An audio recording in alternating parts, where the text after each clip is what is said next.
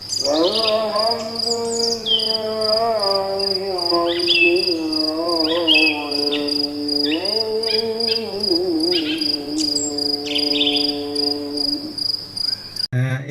pertanyaan selanjutnya, bahan makanan alami itu yang mengandung asam folat yang tinggi yang bisa menunjang untuk ibu hamil apa dok?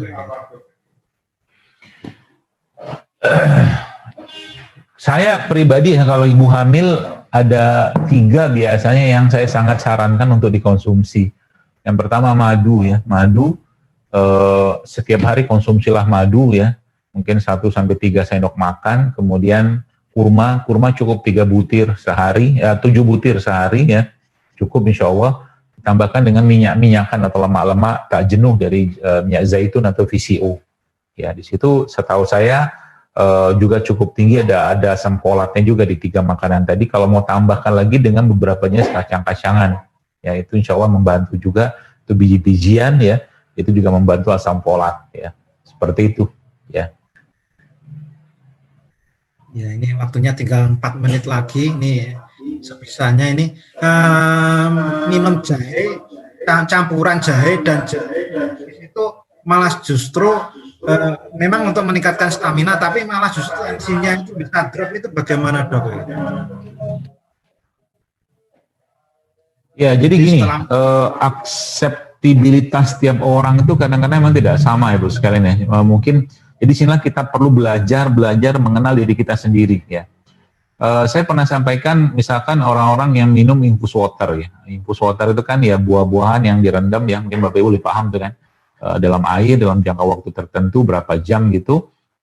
Itu yang saya pahami bahwa memang infus water ini cepat sekali bisa menurunkan tensi. Makanya banyak yang minum infus water memang dapat manfaat, seratnya segala macam dia kan ekstraksi ya masuk dalam air tadi gitu kan. Cuma memang karena sifatnya dingin, maka biasanya juga bisa menimbulkan atau membuat tensi turun gitu kan. Jadi biasanya kalau saya infus water tidak saya sarankan pada orang-orang yang darahnya rendah. Nah, pertanyaannya kalau misalkan tadi Ibu Retno ya, Ibu Retno ini tadi atau Bapak, saya nggak tahu Bapak Tribu lah ini ya, minum campuran jahe dan jeruk nipis tadi itu meningkatkan tensi, tapi setelah beberapa hari kok tensi malah drop. Ya, saya nggak tahu apakah gara-gara itu atau gara-gara yang lain. Ya, karena kan Ibu mengatakan setelah beberapa hari. Kalau Ibu atau Bapak mengatakan setelah minum itu langsung ngedrop, ya mungkin gara-gara itu.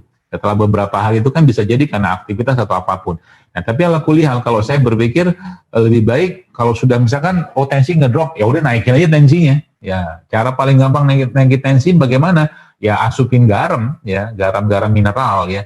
Bukan garam-garam, ya kalau bagusnya garam-garam mineral, garam-garam non refinasi ya, seperti garam laut ya, sisal gitu atau garam gunung ya, itu juga bagus ya, termasuk garam Himalaya sebenarnya nggak ada masalah ya, nggak ada masalah secara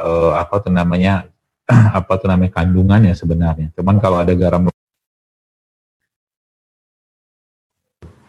jadi kalau memang minum itu, ya tambahkan garam sedikit aja, insya Allah nggak apa-apa. Atau mungkin jeruk nipisnya jangan ditambahkan, nanti jahenya ditambahkan dengan pandan juga bisa, insya Allah tuh juga sangat baik ya untuk meningkatkan stamina. Wallahu a'lam.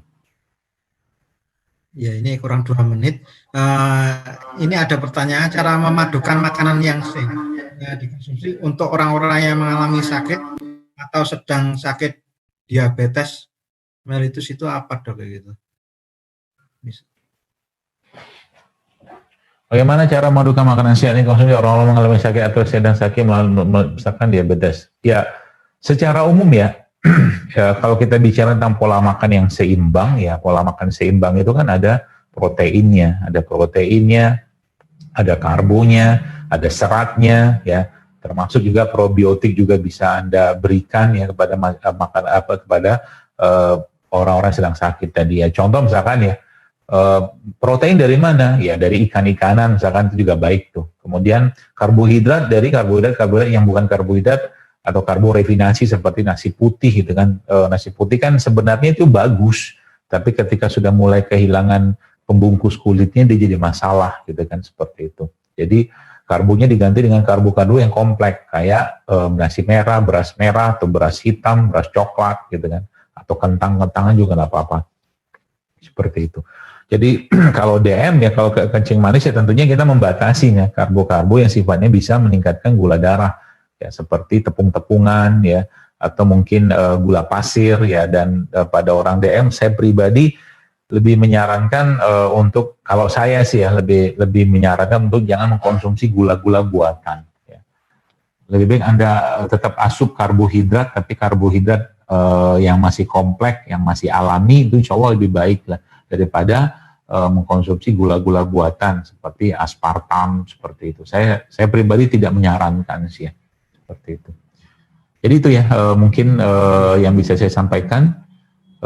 Mudah-mudahan bermanfaat, dan mohon maaf kalau ada yang salah yang saya sampaikan. Segala kebaikan dan kebenaran dari Allah dan Rasulnya, dan segala kesalahan kekeliruan dari saya pribadi dan Allah dan Rasulnya berlepas dari itu semua. Dan semoga Allah berikan ilmu yang bermanfaat untuk kita, dan semoga Allah ikhlaskan niat kita untuk mengajarkan ilmu kepada masyarakat, bukan untuk mengejar apapun, tapi untuk menjadikan itu sebagai keberkahan ya buat diri kita, keluarga, orang tua kita, dan siapapun yang kita cintai. Dan semoga Allah segera jauhkan negara atau negeri kita ini dari segala macam wabah ini, dan semoga Allah sudahi wabah ini, dan semoga Allah kembalikan kepada keadaan yang normal, yang jauh lebih baik daripada keadaan sebelumnya. Dan yang paling penting semoga Allah jadikan kita lebih taat, lebih kuat iman kita kepadanya dan kepada Rasulullah SAW. Mohon maaf kalau ada yang salah. Assalamualaikum warahmatullahi wabarakatuh.